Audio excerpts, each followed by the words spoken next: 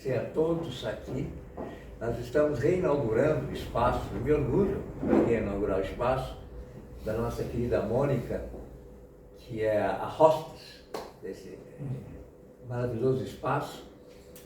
Em 2016, quando ela montou aqui, fui eu o primeiro a prestigiar e inaugurar o espaço.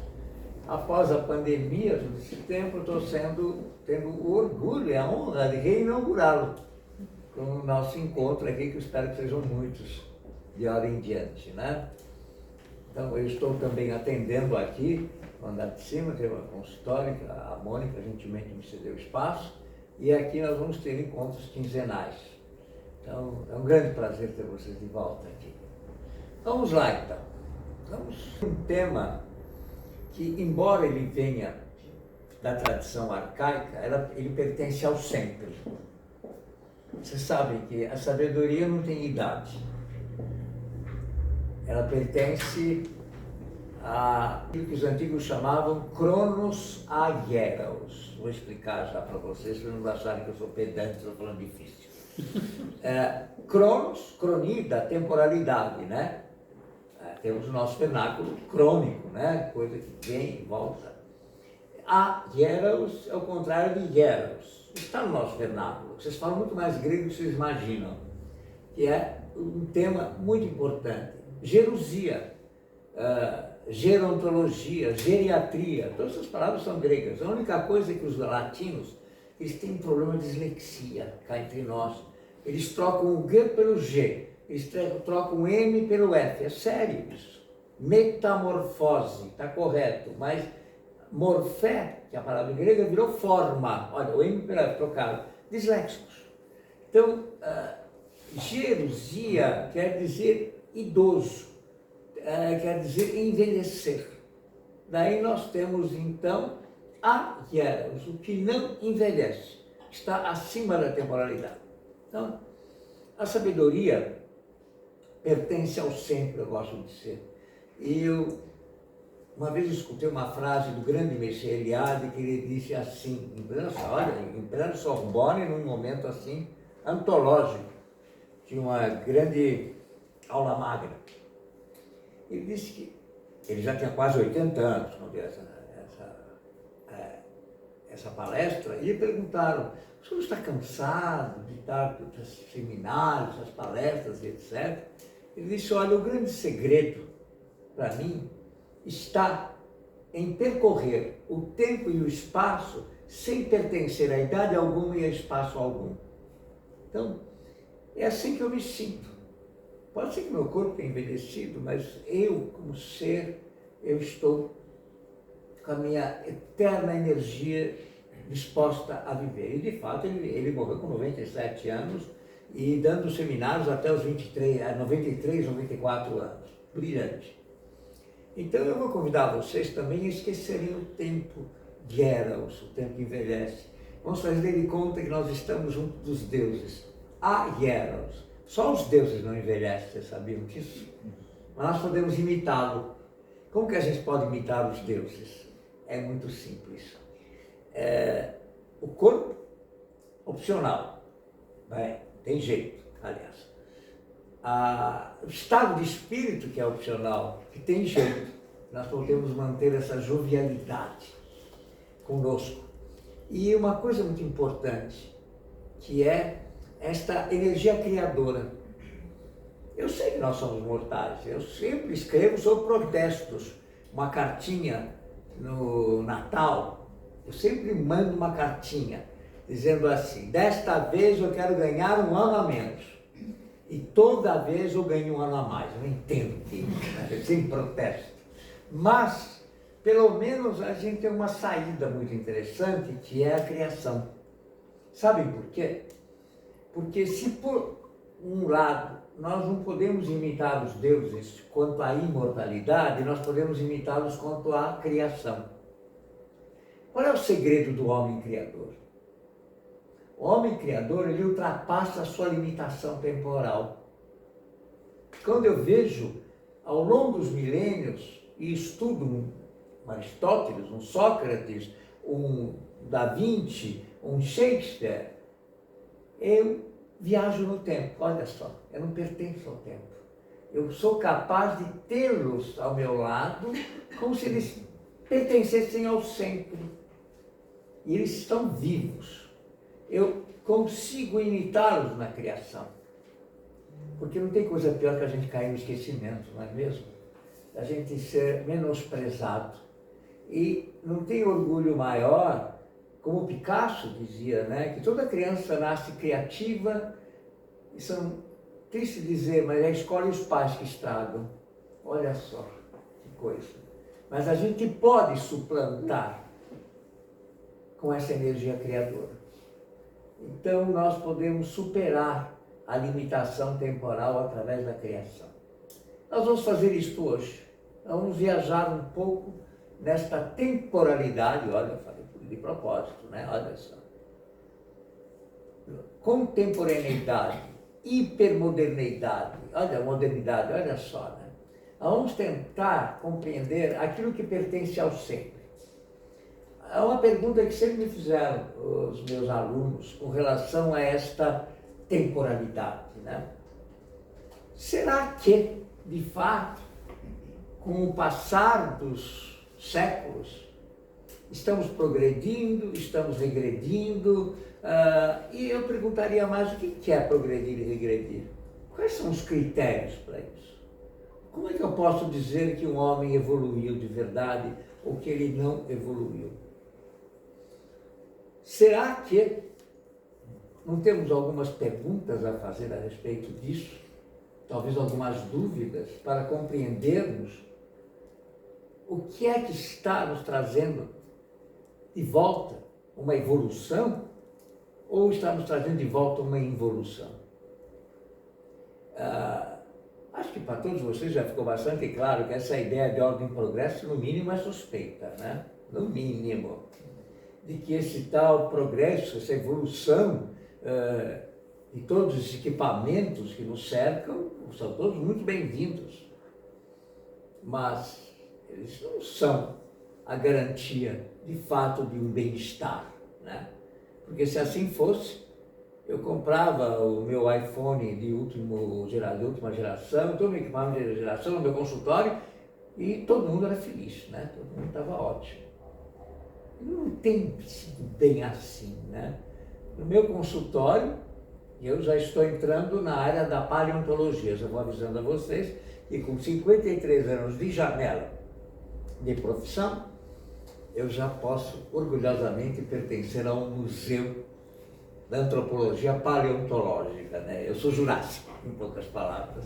E posso dizer que, com alguns milhares de pacientes que passaram, e de tantos colegas meus, porque a gente troca tantas figurinhas, no mínimo eu coloco em dúvida essa ideia de progresso. No mínimo, eu não sou nenhum saudosista, já vou logo adiantando, mas dizer que nós estamos realmente mais evoluídos, sob que critérios, eu tenho que me perguntar. Eu preciso saber se de fato o meu iPhone de última geração me ajudou a encontrar pessoas. Eu ligo, falo com todo mundo, mas será que eu encontrei pessoas? A minha pergunta continua a mesma. Não que antes fosse fácil, mas hoje também não está fácil. Alguma coisa está podre no reino da Dinamarca, dizia Shakespeare. Eu diria que alguma coisa está podre no reino do século XXI. Alguma coisa está errada. E por isso que eu vejo coisas que me colocam em perguntas. Por que tanta gente com depressão? Por que o Brasil conseguiu entrar no segundo lugar no consumo de Rivotril? Como assim? Pede dos Estados Unidos. Os Estados Unidos conseguem ganhar da gente. Não só em Rivotril, como em outras porcarias também. Mas o que está acontecendo? Que festival é esse? Químico? Que eu, na minha profissão, e eu trabalho num lugar que terrível. Eu trabalho exatamente com o Departamento de Neuropatologia Muscular na Unifesp, onde nós cuidamos de doenças autoimunes. Alguém sabe o que é doenças autoimunes? Meio ponto na nota de quem respondeu. É o próprio corpo que se destrói. Quem é que está respondendo? Ah, só podia ser quem? Quem? A minha amada Mônica, que eu cuidei, inclusive. Ela estava se destruindo. Ela não me deixa mentir. Eu tenho um grande orgulho de tê-la resgatado. É isso mesmo. Um mecanismo que nós não entendemos solamente, eu devo confessar, onde eu chamo brincando nos meus alunos lá que é uma AIDS de luxo. Por que ela é de luxo? Porque na AIDS eu identifico um vírus, eu identifico um agente infeccioso que destrói as defesas do organismo e, por consequência, as doenças oportunistas vêm a reboque. Não, nas doenças autoimunes é o próprio organismo que destrói as suas defesas. Isto não existia antes, não é que nós descobrimos uma novidade. Acabou agora, quando foi? Estamos hoje na segunda, sábado, agora terminou nosso congresso. Na Associação Paulista de Medicina tivemos um congresso de neuropatologia. E justamente, o nome do congresso era interessante, Neurologia Sem Mistério, para a gente concluir que tem muito mistério mesmo, entende? Muito. Como pode um organismo que procura manter a sua integridade, ele próprio causar a sua destruição? Nós estamos voltando ao tema hipocrático. No sexto século antes de Cristo, Hipócrates, ficou famosa essa frase dele, já dizia que antes que eu possa ver o que posso fazer para te curar, me responda se você está disposto a mudar no estilo de vida que te adoeceu. Sexto século antes de Cristo. Eu nunca vi uma frase tão moderna. Pertence ao sempre, ela responde. Tão atual da psicossomática. É claro que eu não teria ingenuidade de dizer a vocês de que nós somos os causadores de nossas doenças. Nós somos impactos, somos coadjuvantes dela. Nós sabemos que temos muitos fatores externos que causam, e que pelo menos participam. Mas seria ingenuidade da nossa parte dizermos de que eu não sou um coadjuvante muito sério na fabricação da minha saúde, da minha doença. E essa é a temática que hoje nós vamos abordar. Parece que do século XX para cá, principalmente, talvez do século XIX já, criou-se uma mentalidade na medicina e na saúde de que nós poderemos encontrar fármacos das mais diversas espécies que poderão nos curar de toda e qualquer doença, independente do que eu seja ou do que eu faço. Essa é talvez a maior falácia da medicina. De tal modo que o homem moderno, falo do século XIX para cá, decidiu escamotear-se da sua responsabilidade sobre sua saúde e sua doença. Não que ele soubesse antes também, o período da Renascença para cá era um período negro total. Mas nós esquecemos princípios hipocráticos, que aliás são um juramento de Hipócrates, da maior importância, onde o indivíduo sim é corresponsável e absolutamente fundamental na manutenção da sua saúde e sua doença. Voltamos agora a um pensador neoplatônico que colocou essa questão de modo brilhante, Epicuro. Nenhuma civilização, e Nietzsche assinou embaixo, nenhum homem poderá dizer que encontrou a sua alegria, a sua maneira plena de viver, não usa a palavra felicidade, que é uma palavra ridícula, é eudemonia que ele fala, plenitude de ser, se não encontrar o seu modo natural de viver, se não obedecer à sua natureza e essência. Não podemos negar de que, desde o advento das civilizações judaico-cristãs e islâmicas a reboque, a construção do homem menospreza seu estado e sua natureza. Ao contrário, impõe uma forma castradora de viver e massacrante. Basta ler as missas.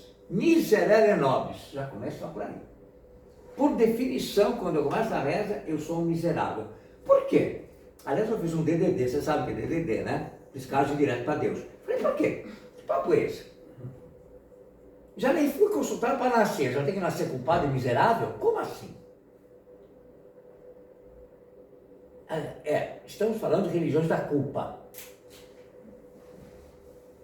do pecado, do perdão, sem saber o que você fez. Ninguém melhor que o genial Kafka, no Processo, mostrou essa questão. Quando alguém é condenado, sem saber por que foi condenado, e morre sem saber também. Ironicamente colocado no inferno do funcionalismo público. É realmente o local que você quer morrer massacrado e entrar numa fila de funcionário público. Então, vejam só, aonde não houver direito de ser, paz de espírito, eu não chamarei de progresso. O grande Jacques Tati, vocês já assistiram, aliás, essa obra-prima dele, Mon Oncle, 1956, se não estou enganado, onde ele põe esse contraponto entre esse progresso maravilhoso, casa automática, com o portão que abre, que fecha, não sei o quê, casa eletrônica, não sei o quê, 56, isso, contra o filho todo criado assim, que adora o tio, que é um folgado, que gosta de viver bem, que gosta da farra, do prazer de viver. Não uma farra decadente, mas da molecagem gostosa. Por que isso? Bom, vamos lá. Vamos comparar então, a nossa contemporaneidade desapaixonada. Olha que palavrão, eros sacro erótico. Em primeiro lugar, eros é sempre safado, não se viu eros sagrado. Pois é, um dia ele foi. Erótico para nós já lembra sacanagem, já lembra filmes sem vergonha, já lembra tudo isso. Nunca o sagrado. Eros com sagrado não combinam, pois nós vamos ver que sim. E nós vamos ver esse palavrão, erotismo na hipermodernidade. Em primeiro lugar, quando me falaram de hipermodernidade, eu quase vomitei, né? Porque não tem a hipermodernidade. Tem antigo, moderno e acabou. O que é esse tal de hiper? Será que ele enganar quem com isso? Porque o meu carro faz massagem no meu traseiro e o banco é aquecido, isso é hipermoderno? Desculpa. Porque o meu carro é blindado? Isso para mim é hipermoderno? Isso para mim seria hiperatraso. Eu não tenho o maior sufoco, como me pegam essas empresas metidas, de vez em quando me chamam para fazer seminários, palestras, e vem um carro blindado me buscar. Não pode baixar as janelas de trás, a frente abaixa um pouquinho, não pode. Eu me sinto numa cadeia, sinto muito. Eu me sinto aprisionado, acho um sufoco aquilo. Eu estaria mais confortável numa carroça. Desculpa, entende? Eu nunca tive prazer maior. A primeira coisa que eu aprendi, esse moleque, quando eu aprendi, é abaixar a janela. Baixar a janela, entrar aquele ar gostoso, né? Eu nunca me esqueço quando meu pai comprou um bruta no rabo de peixe, ele tinha dinheiro, podia, né? A coisa mais gostosa que tinha, ela apertava um botão, o vídeo descia, não é porque não existia isso no Brasil. E ele abaixava todos os vídeos, não tinha coluna. Hardtop chamava. Four door hardtop, nunca me esqueci disso. 4 portas sem coluna. Que delícia, entrava vento por tudo quanto é lado. E agora eu sou obrigado a andar naquela tranqueira lá de carros com esses vidros tudo fechado, meu Deus do céu. Que hipermodernidade é essa? Não gostei. Vamos lá. Agora vamos ver essa hipermodernidade, nosso direito de ir e vir. Quem é que pode passear em pleno século XXI, agora de noite na rua, sossegado? Vocês já viram como a gente entra e sai dos prédios hoje? Hein? Já viram? Em primeiro lugar, tem que abaixar o seu vidro e acender a luz. Aí abre um portão, aí fecha. Aí você vai. Eu me lembro de ter visto num filme de 62 da prisão de San Quentin. Era exatamente assim. Prisão, abria, fechava, isso. Legal, não? Vamos ver como a gente resgata isso? Essa frase ficou famosa em Einstein, de 1947. Isso. Eu temo o dia em que a tecnologia ultrapassar a interatividade humana. O mundo será uma geração de idiotas. O normal e patológico, que vamos discutir aqui no século XXI, teve as doenças resultantes da vida moderna. Eu, como trabalho na área de infectologia, posso falar de boca cheia sobre isso. Não é que nós descobrimos doenças, nós criamos doenças, é muito diferente. Um dos patologistas, lá do Emílio Ribas, nos alertou numa palestra lá, em volta e meia de faz, apesar que tem muita guerrinha entre Unifesp e USP, né? Um se acha melhor que o outro. E como todo Unifesp tem que achar que é melhor o Unifesp, claro, né? Mas não é verdade, todos os dois são ótimos. Mas numa dessas, ele disse assim para nós, não é que nós descobrimos as alergias, nós criamos mais de 2.000 tipos de alergias no século XX que não existiam. Não é uma descoberta, é uma criação. E ele prosseguiu dizendo, nós criamos a AIDS, ela não existia. É uma doença típica dos símios que foi transmitida para o ser humano. As alergias, como acabei de mencionar. E as doenças autoimunes são um evento novo na história. Era raríssimo, continua raro, mas era demais na modernidade. Repito, alguma coisa de podre no século XXI. A resposta é muito simples. O modus vivendi artificial que nós estamos criando está causando doenças antes desconhecidas, em bom português. É isso que nós veremos já. E não é uma coisa agora dos 100, 200 anos. É uma coisa que eu posso dizer a vocês que vem crescendo desde o início da era cristã, se não for um pouco antes.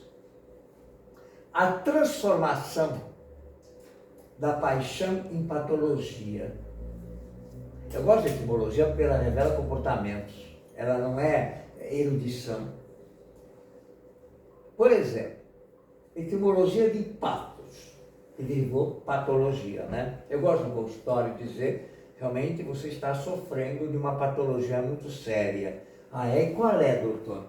Pato, você está sendo pato, isso sim. É isso que está acontecendo. Essa é a tua patologia. Você está sendo um pato perfeito que está aceitando na tua vida. Mas agora, mais seriamente, patos é uma palavra grega, que derivou passio em latim, que derivou paixão. Vocês podem me explicar como é que patos virou doença? Está valendo um ponto na nota, hein? Como é possível que o estudo que era das paixões virou o estudo das doenças? Guardem bem, essa é uma questão muito séria, que reflete a evolução ou a involução da condição humana. Muito bem. O normal e patológico do século XXI e suas doenças resultantes. Vamos lá tentar entender um pouco melhor isto. Vamos passar uma pequena viagem sobre a linguagem psicoerótica dos órgãos. Olha só. Nós estamos tão acostumados à visão físico-química dos órgãos, né? Estômago é estômago, tá? Dá o remédio, conserta e acabou, e não me perturba. Coração tem remédio coração. Primeiro que nós construímos uma visão completamente sectárica, como se cada órgão fosse uma entidade única e separada e não tivesse nada a ver de relacionamento um com o outro. E segundo, nós tiramos toda a sua vida, toda essa energia, inclusive erótica. Quando ele está na cara que não. Bom, agora começa a falar essas coisas e dá calor, sabe? Não preciso tirar um paletó. É muito emocionante falar da paixão, sempre será. Bom, então vamos lá.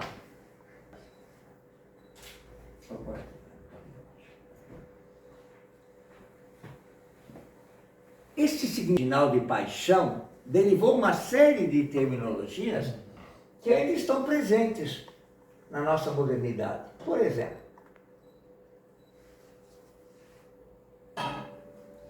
simpathos, simpático. Ápathos, apático. Antipático. Palavras comuns, né? Quer dizer, eu gosto de você, eu não gosto de você, você é indiferente para mim. Só que a origem não é assim. Pathos já disse que é paixão. Simpathos quer dizer que me atrai. Você é atraente. Eu não estou falando de paixão no sentido vulgar da palavra, né? Simplesmente no sentido original. Você me faz bem. Eu, no sentido, simpatizo. Antipathos, afastamento. Ápathos, sem paixão. Vamos entender, por exemplo, nosso grande compositor Tchaikovsky. Aos que estão habituados com a música, a Quinta Sinfonia de Tchaikovsky tem um nome. Alguém sabe o nome da Quinta Sinfonia de Tchaikovsky? Tá, não vou tirar nota porque eu sei que as pessoas não estão habituadas. Patética. O nome dela é a Sinfonia Patética. A modernidade trata patético como se fosse algo ridículo, né? Não seja patético. O que só denota a deformação comportamental. Porque viver com paixão, com amor, virou ridículo na nossa modernidade. Pessoas sérias não têm paixões. Só mulheres completamente, digamos assim, volúveis, etc., pode se apaixonar. Homem que é homem, imagina. Homem não chora além disso, imagina onde se viu isso, né? Homem é duro, é sério. Tudo isso reflete uma mudança comportamental muito importante ao longo dos últimos séculos, onde o emocional, onde o instintual foi condenado. Se vocês tiverem tempo e a paciência, mas fazer uma leitura maravilhosa, ler Nietzsche, na Genealogia da Moral, onde ele faz uma observação, entre tantas outras, onde ele diz assim: a genialidade dos antigos gregos foi que eles educaram o instinto e não perderam tempo educando a razão. Fizeram dela sua fiel serva. Einstein disse isso muito bem. Nós transformamos a razão em nosso norte, quando ela deveria ser mera serva da intuição, que é o instinto educado. E eles têm razão. A razão não passava de mera técnica. A sabedoria era fruto da intuição. Não lhes ocorreu de que a sabedoria era divinizada na forma do feminino? Eu não estou fazendo nenhuma apologia do feminino. Estou mostrando de que a intuição, que é um arquétipo feminino, como Jung mostrou muito bem, pertence ao nível da sensibilidade, pertence a um nível importantíssimo da verdadeira sabedoria. Mas mulher foi tratada como burra, né? Durante pelo menos 2 milênios, mais do que isso. Foram os romanos que começaram com esse estrago. E o período helenístico também, a bem da verdade. Então, todo esse elemento sensível, esse arquétipo sensível do feminino, foi jogado no lixo. O que destruiu o feminino e o masculino a reboque também, porque não pode se dar mais ao luxo nem o direito de ser intuitivo nem sensível. A primeira coisa que falava que é viadinho, já começa por aí. Que dirá outros epônimos piores. Então, nós temos que recompreender uma grande perda multimilenar, que é a transformação do pássio em pathos. A transformação dessa energia erótica, construtiva, criativa, que faz o indivíduo se apaixonar pelo que ele faz, pelo que ele é na sua vida, em algo que é sinônimo de doença. Estou falando rapidamente da trajetória dos últimos 23 séculos, pelo menos, e do presente que nós ganhamos das tradições judaico-cristãs e islâmicas. Bom, se nós olharmos a morfologia arquitetônica das igrejas, vamos entender imediatamente o que eu estou falando. Na tradição islâmica, além da burca, que não precisa dispensa apresentações, e não é só a burca, aquela roupa daqui embaixo, não sei como é que eles conseguem respirar, os árabes. E para continuar a forma da organização física de uma mesquita. Vocês sabem que os homens ficam na frente e as mulheres atrás. Vocês sabem por quê, né? Senão o homem fica olhando para a bunda delas e não presta atenção na missa do imã. É triste dizer isso, mas é assim. Na tradição judaica não é muito diferente. A mulher vai lá para cima. Imagina que o homem vai ter mulher lá embaixo, vai ficar olhando para a mulher. É muito mais gostoso olhar para a mulher do que escutar aquele cara chato falando atropelado. É óbvio que é muito mais interessante olhar para a mulher. Mas é pecado olhar para a mulher. É o erótico. Imagina que você vai pôr sagrado no erótico. Imagina, erótico é maldito. E na tradição católica não é muito diferente. Faz pouco tempo que as mulheres tiveram permissão de frequentar a ala do término. Sempre ficava para cima, longe. Basta visitar Sevilha por diversas igrejas, vocês vão ver perfeitamente. Então isso reflete, não é uma arquitetura, reflete uma arquitetura da vida. Reflete um modus vivendi, uma maneira de se comportar, em transformar tudo aquilo que possa sequer cheirar a Eros como fonte do pecado, como fonte da condenação, como fonte da doença. Não é à toa que tivemos, em 1207, o Papa Gregório VII, foi 1209, desculpe, então não faz muita diferença, a condenação do feminino como fonte do mal, a caça às bruxas, que nada mais eram que mulheres de uma sabedoria extraordinária que transmitiam oralmente uma das coisas que hoje estamos arranhando em recuperar, que é a fitoterapia. Daí veio o caldeirão da bruxa, que nada mais era um local onde elas cozinhavam as ervas, os chás, toda aquela terapia. Vocês sabem que isso é muito mais recente? Eu vim, como todos sabem, eu venho da Grécia, nasci em Atenas, e venho de família muito antiga, de lá com tradições muito antigas.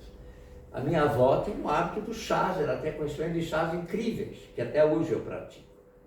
Mas vocês acreditam que nós éramos mal vistos? De ter a mania do chás em casa, o pessoal que nós era esquisito, que negócio é esse de chá? Porque os chás eram vistos como maldição das bruxas. Estou falando, essa conversa tem 60, 70 anos no máximo, tá? Vocês terem uma ideia da força que é essa destruição do verdadeiro erótico. O chá é erótico. O chá desperta a paixão, desperta bem-estar, todas essas coisas. O verdadeiro erotismo, não da condenação. Então, vejamos aqui. Esta é a transformação da qual nós temos uma enorme dívida. A passagem da paixão como doença. A condenação desse processo. Para ir mais adiante, nós temos a oposição entre arete todo mundo conhece, a aristocracia, a excelência, traduzido pessimamente como meritocracia, devido à sua ausência ética, mas que fala do homem que pode ser construído com paixão. Aliás, nenhum grande gênio construiu a sua obra que não fosse apaixonadamente. Vocês já repararam nisso?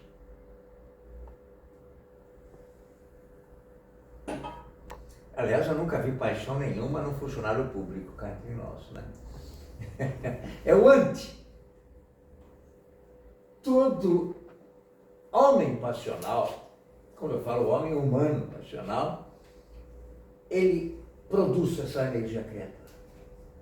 Então, aqui nós temos a oposição, vejam a linguagem, que coisa rica. Aristos, homem excelência, assemelha a deuses. Por oposição, olha a linguagem antiga como ela é rica. Tira só um i e troca por o a. Pelo o, arostos, quer dizer doente, falta de excelência. Então, nós estamos com uma... Está muito certo um grande amigo meu que disse a humanidade está doente. Nós vivemos de falta de paixão. Agora começamos a entender as depressões, a ansiedade. Eu nunca vi paixão com ansiedade. Eu nunca vi paixão com depressão. É a ausência de um viver apaixonado. Tudo bem. A patologia da modernidade está clara. O normal e o patológico é uma condenação do passional como doença. A alegria de viver passa a se tornar um elemento ausente. Aqui nós temos uma oposição muito interessante entre as sociedades dionisíacas, à nossa esquerda, e as prometeicas, mercantilistas e produtivas, um produto perfeito disso.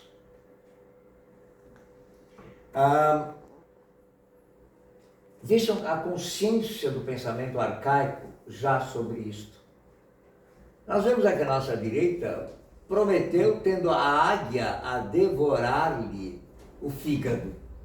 Essa imagem é clássica. Olha esse alerta. Confúcio, que é contemporâneo, do sexto século, ele mesmo já alertava. O homem não foi feito para trabalhar de modo desvairado. Eles tinham contato, sim, os chineses com os antigos gregos. Nós temos evidência a respeito disso. Todo excesso produzirá suas doenças. E se não é o homo naturalis, como disse muito bem Epicuro, o estado natural dele, sim, é ser criativo, é produzir, mas não ser aquele palavrão que está na moda, proativo. Você ouviu o palavrão mais ridículo dele? Pelo amor de Deus, eu escuto proativo e diz, pelo amor de Deus, vai internar esse indivíduo proativo. O nome melhor seria pró-assassino. Forçar o indivíduo a uma produtividade alucinante só vai dar o que a gente já conhece. Os que acabam nos famosos burnout da vida e outros nomezinhos que estão na moda. A gente adora esses anglicismos, né? A gente adora inventar nomes novos para coisas arcaicas. Fala logo esgotamento nervoso, entende? Fala logo que nem minha mãe dizia, sofrer dos nervos, e tá bom, entende? Para que burnout, entendeu? Para que burnout o quê? Pelo amor de Deus, entende? Está atacado mesmo, está esgotado, está arrebentado, fazendo coisas que não lhe servem, pronto. Simples assim. É a águia a comer-lhe o fígado. Isso está acontecendo com esse indivíduo, não está percebendo que o fígado é o órgão da paixão. Ah, vocês sabiam que o fígado é o órgão da paixão? Vamos à etimologia novamente. Adoro reveladora. Como é que é mesmo a doença do fígado? Hepatite. Hepatite, muito bem. Quer dizer, não tem nada a ver com o fígado, né? É mais um problema de latinos. Porque fígado em grego é hépathos. Doença do hépathos, hepatite, em grego. Perfeito. Até aí nós entendemos.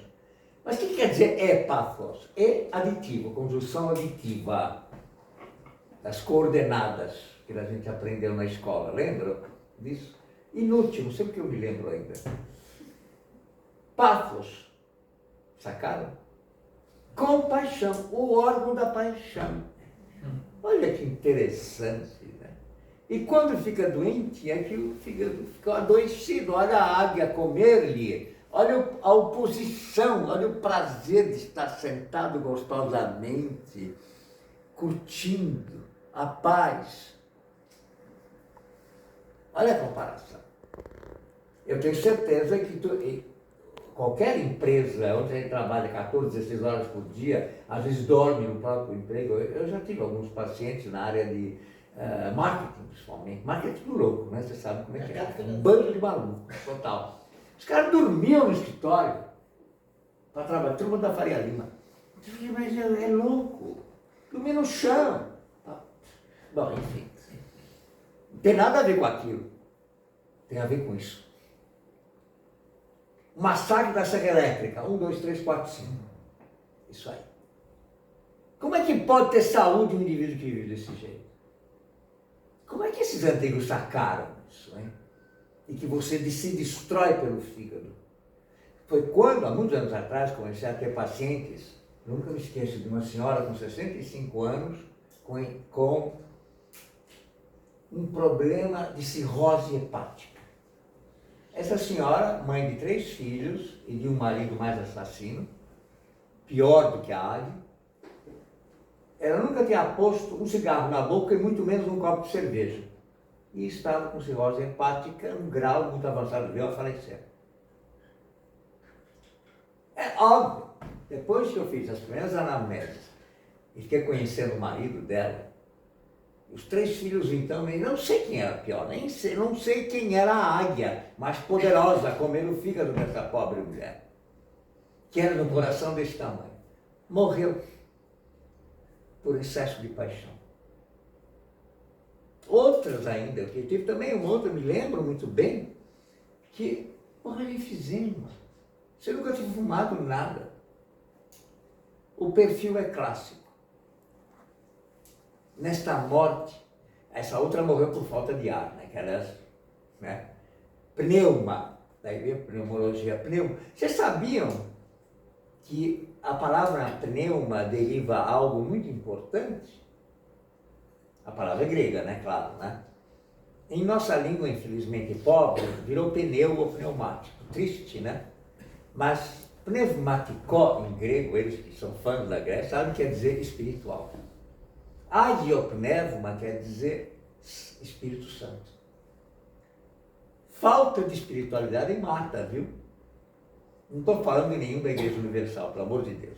Não estou falando disso, eu estou falando dessa busca do sobrenatural, dessa magia que nos cerca. Quem não tem esse lado, e o Brasil é tão rico nisso, eu acho tão triste, o Brasil tem essas linhas maravilhosas de Umbanda, de Candomblé, então essa riqueza que traz você de volta à natureza, ao mágico da natureza. Esquecido. Então, estamos começando a desconfiar que essa linguagem do sempre é mais saudável do que a gente imagina. Isso não é uma volta ao primitivo. Isso é um resgate do eterno em nós. Trocar de miúdos. Este sobrenatural não pode faltar em nós. Pobre de quem acha que pode substituir esse primitivismo desses umbandistas, essa gente assim, com o seu iPhone de última geração. Tá bom. Me engana que eu gosto. Vamos agora falar então um pouquinho. Tá, dá tempo. Daqui a pouco no recreio, tá? Vamos falar um pouco da função psíquica do organismo, que é a coisa mais bonita que tem. O psíquico nada mais é do que ele funcionando. Eu lembro na faculdade de psicologia, eu via, não, psíquico uma coisa, orgânica outra. Está viajando na maionese. Quer ver o psíquico funcionando? O tadinho do estômago lá para engolir alimento. Então por que você tem ânsia de vômito quando você vê uma coisa desagradável? Tem a ver o estômago com isso? Por que a comida para no estômago? Pode ser a mais comida natural possível quando você tem uma discussão na mesa. Porque o estômago não engole alimento só, o estômago engole vida. O estômago digere modus vivendi. Por que o senhor está apavorado e o coração dispara? O coração vai bombear sangue, não é essa a definição? O que tem a ver com isso? E quando você fica morrendo de paixão por uma moça, como é que fica o coração? Não é? Eu nunca me esqueço de uma terapia de casal, não, de família. O garotinho chegou lá e falou isso, doutor, posso falar? Ele tinha 14 anos. Velho. Toda vez que eu vejo aquela mocinha lá na faculdade, meu coração fica tudo. Quem que ela pensa que ela é? Que ela é dona do meu coração? Eu falei, ela é assim, viu? E é mesmo. O que tem a ver com o coração? É a sede dos sentimentos, sede das emoções. Por que a gente não educa os jovens a entender que o corpo fala e que tem que obedecê-lo no sentido de que ele vai bem ou vai mal?